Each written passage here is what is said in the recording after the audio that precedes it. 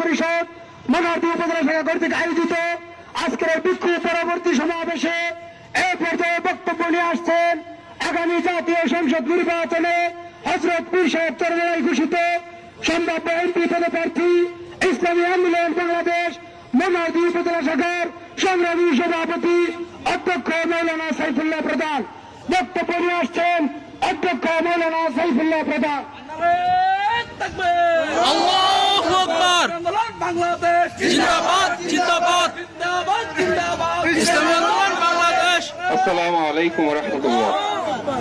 আলহামদুলিল্লাহি রাব্বিল আলামিন ওয়াসসালাতু ওয়াসসালামু আলা সাইয়্যিদিল আমবিয়া'i ওয়াল মুরসালিন ওয়া আলা আলিহি ওয়া আসহাবিহি আজমাইন। قال رسول الله صلى الله عليه وسلم المسلم اخو للمسلم। সম্মানিত তৌহিদি জনতা, অল্প সময়ের ডাকে জাতীয় উলামা মাশায়েখ আইম্মা পরিষদ কর্তৃক আজকের এই মিছিলটি অনুষ্ঠিত হয়েছে।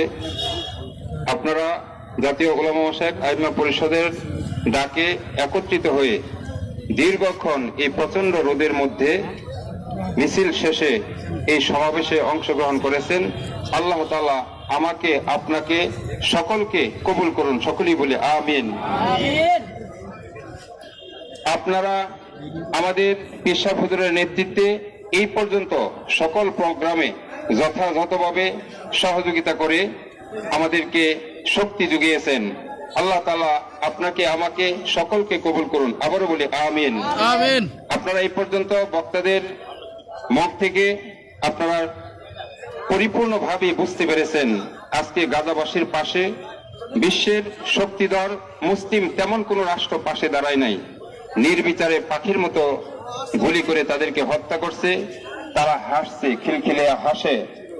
আমাদের ভাইদেরকে হত্যা করে তারা মজা পায়। এই মজার রক্ত কোনোদিন বৃথা যাবে না। একটি জিনিস মনে রাখতে হবে, মুসলমানরা এসেছে মরতে, বাঁচতে নয়। মুসলমানরা কখনোই কোনো অন্যায়ের কাছে মাথা নত করে নাই।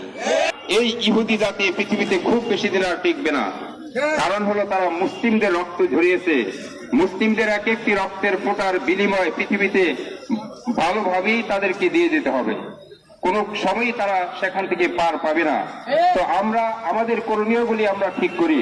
আমরা আল্লাহ তাআলার কাছে দোয়া করব আর ইসরায়েলের সকল ধরনের পণ্য বয়কট করব।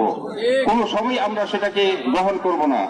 আমরা আজকের এই বাংলাদেশের প্রধান উপদেষ্টা মহোদয়কে আমরা একটি অনুরোধ জানাবো যে বাংলাদেশের সকল ইসরায়েলি পণ্য আমদানি বন্ধ করুন।